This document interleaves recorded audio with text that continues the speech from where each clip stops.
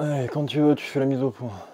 Bonjour à tous, c'est Bryce Comics, et ça fait longtemps que j'avais pas prononcé cette phrase. Déjà, je tiens à m'excuser, premièrement, vraiment, avant toute chose. J'étais pas mal absent ces derniers temps.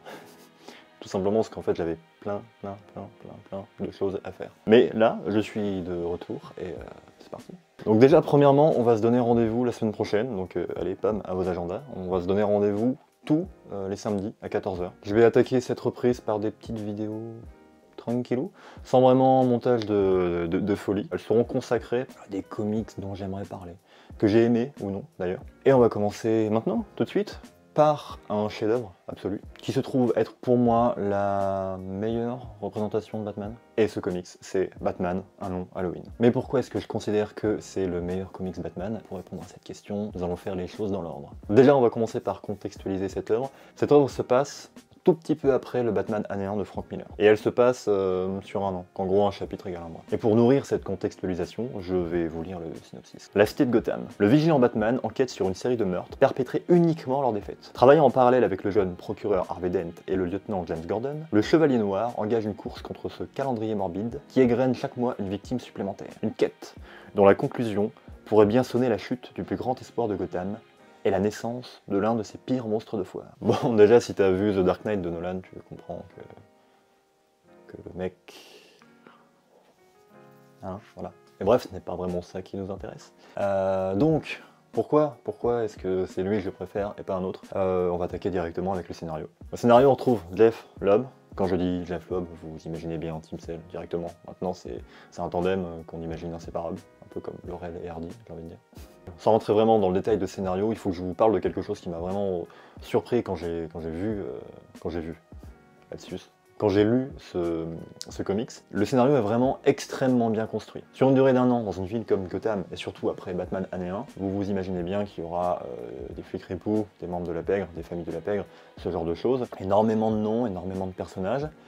Et malgré tout ça, on arrive à s'y repérer, et que ce soit pas vraiment trop le bordel. Ce qui est pas du tout le cas avec par exemple les Animaux Fantastiques que j'ai vu il y a pas longtemps, mais bon, le tacle était tellement trop facile. Mais je vais quand même utiliser les Animaux Fantastiques pour vous expliquer pourquoi est-ce que ce scénario est très bien construit. Pour ce faire, je vais avoir besoin d'un crayon. Dans les Animaux Fantastiques, on a vraiment tous les personnages qui apparaissent, plein d'intrigues qui arrivent comme ça, et il est impossible pour nous de comprendre quoi que ce soit, ou de se dire mais qu'est-ce que je suis en train de regarder, pour une raison très simple, c'est qu'on ne suit personne. Alors qu'ici, dans un long Halloween, on suit... Merde. On suit Batman. Ceci est le récit, ceci est Batman. Batman avance dans le récit, et personnages arrivent, les intrigues arrivent, tac, jusqu'à arriver à la conclusion finale. Donc on a vraiment un début, une fin, et on voit comme Batman voit. Pas tout à fait vrai, mais en gros, voilà. Et à partir de là, on est sur une putain de bonne histoire. Parce que allons, Halloween, avant d'être une putain de bonne histoire de Batman, c'est une putain de bonne histoire tout court. Le seul petit truc qui peut être un poil embêtant, je l'ai évoqué tout à l'heure, il y a énormément de noms à retenir. On est dans l'univers de Gotham, donc mafia, famille de mafia, qui est qui par rapport à qui, quel flic est pourri, etc. Et donc, ça peut paraître un peu compliqué parfois.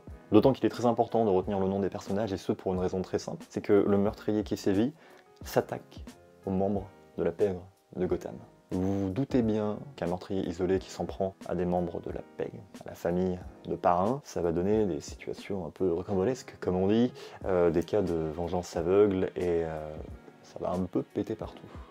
Et au milieu de tout ça, on a Batman, Gordon et le jeune procureur Harvey Dent, qui essaient de faire en sorte que Gotham ne ressemble pas totalement à un champ de tir, car il y avait déjà des problèmes bien avant. Mais maintenant que le meurtrier est arrivé, c'est une véritable guerre qui s'installe dans les rues de Gotham. Et cette guerre est intensifiée par le fait que tout le roster des vilains de Batman ont décidé de venir cette année à Gotham pour faire connaissance. Donc on a un Batman qui est très torturé, très stressé, qui ne sait pas vraiment à qui faire confiance, parce qu'il faut quand même avouer que Batman c'est quand même pas le mec le plus stable du monde, on peut le dire. Je pense que quand on se déguise en chauve-souris pour aller combattre le crime dans la rue, on n'est peut-être pas tip-top dans sa tête, on va dire. Et en plus de tout ça, Jeff Lobb a eu la formidable idée de rajouter une intrigue amoureuse, donc résumons, on a un dépressif chronique, stressé par le fait qu'un meurtrier retourne sa ville, Et en plus de ça, tu rajoutes des sentiments amoureux. Mais tu cherches la merde ou comment ça se passe?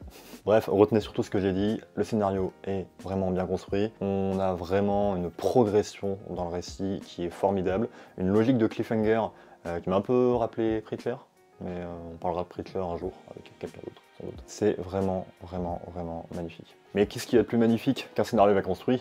Évidemment, le dessin. Le dessin vraiment magnifie le récit. Et j'adore vraiment cette façon qu'a comme un team, on va l'appeler team, de nous donner à la fois quelque chose de très minimaliste, mais en même temps bourré de détails. Comme vous pouvez le voir, par exemple, sur cette image, est-ce que vous voyez la chauve-souris qui est là? Ce que j'aime aussi, c'est comment est découpé le récit, la mise en scène du récit, comment sont découpées les cases. Par exemple, quand on veut montrer que ça pète, on fait une pleine page, et comme ça on voit tous les détails, on voit tout. C'est quelque chose que Nolan a très bien réussi à retranscrire dans son film The Dark Knight, notamment quand il utilise l'IMAX. Mais il y a quelque chose qui me fait vraiment plus kiffer que les autres, c'est la façon qu'il a de représenter Batman. Toujours dans l'ombre, jamais vraiment ici, on le voit jamais vraiment totalement, mais il y a toujours un peu cette idée de prédateur qui rôde, qui est là. Et ce qui est formidable d'ailleurs, parce qu'on a vraiment une représentation parfois d'un prédateur, quelqu'un qui va te sauter dessus, mais en même temps d'un Bruce très fragile, rempli de doutes. Donc maintenant on va parler un peu de la colorisation de Gregory Wright, on l'appelait Greg au pire.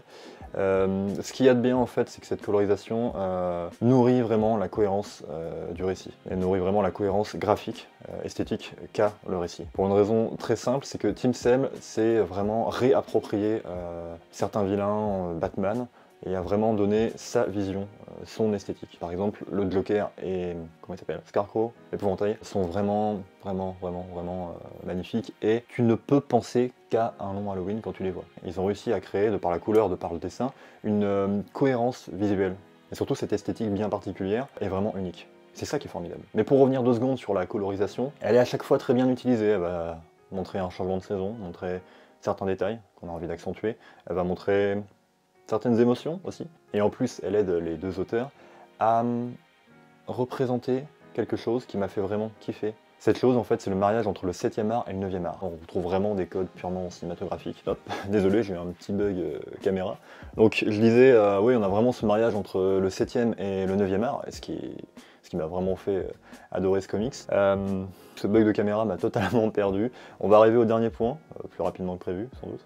Le dernier point serait donc celui consacré au conseil ciné. Donc, comme je le disais tout à l'heure, parce que Halloween, avant d'être une putain de bonne histoire de Batman, c'est une putain de bonne histoire tout court. C'est un putain de bon comics sur la mafia, et donc, naturellement, je vais vous conseiller 2 films de mafieux. Le premier, Le Parrain, de Francis Ford Coppola. J'ai une relation particulière avec Le Parrain, dans le sens où ça fait partie de ces films que je connaissais sans connaître. Ils ont acquis leur statut culte il y a de ça des années, donc fatalement... Plein de références culturelles se sont faites, que ce soit dans les Simpsons, dans Ma famille d'abord, pardon, par exemple. Et dans d'autres choses, mais c'est les 2 qui me viennent à l'esprit. Je n'ai pas pu découvrir ce film lors de sa sortie, et je n'avais absolument pas un œil innocent quand je l'ai vu. C'est dommage, mais c'est comme ça. En revanche, le deuxième que je vais conseiller, donc Les Incorruptibles de Brian De Palma, je l'ai totalement découvert avec des yeux innocents un soir sur France 3, et ce film m'avait laissé une sensation de vide, mon Dieu. J'avais vraiment adoré ce film. Et ce qui est formidable, c'est que je le revois tout le temps et à chaque fois j'ai les mêmes effets. À chaque fois j'ai ce petit sourire, mais à chaque fois j'ai... C'est vraiment un film que j'apprécie regarder et que je vous conseille énormément. Ces 2 films donc sont là pour compléter la lecture de Batman en Halloween. Et juste pour revenir 2 secondes sur Les Incorruptibles, mais t'as la scène où il prend le cadavre et qui... Ah, si vous l'avez pas vu, je peux pas le dire. Non, c'est... Bref, ce film est une tuerie, mon Dieu, mais regardez-le. Et voilà, c'est la fin de cette vidéo. Je vous remercie du fond du cœur de m'avoir regardé. Et vous savez quoi, je vais vous donner 2 rendez-vous. Donc le premier rendez-vous, samedi prochain, 14h, comme je vous l'ai dit au début. Et le deuxième rendez-vous, c'est maintenant, tout de suite. J'ai été invité par Murdoch, donc de la chaîne Gordon et Murdoch, invité pour parler d'un film de merde qui s'appelle Justice League Dark. Oui, j'ai un petit goût de vomi qui remonte là quand j'en parle. Si vous voulez voir une tête blasée, comme vous en avez jamais vu de votre vie, mais foncez voir cette vidéo. C'est que je tire une gueule, surtout à la fin, à l'outro là.